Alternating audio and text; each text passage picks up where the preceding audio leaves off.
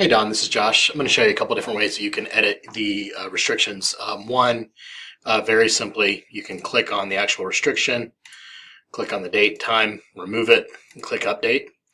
That's a very important one to remove because that was closed December 18th or December in 2018.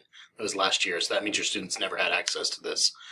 As far as bulk edit, you click on table of contents. It's going to open up the table of contents. You can click bulk edit. You're still going to have to click on each individual restriction. So I got to scroll down to, I think week 6 is where your restriction started. Here we go. And so what you would do is you would just click here. It opens up the restriction, click on the date, remove, update. But then you also have these restrictions.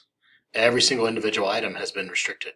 So to clear up your calendar, you're going to have to remove all these restrictions unless you have a reason for keeping them. So really a decision for you to make. If you have any questions, give me a call.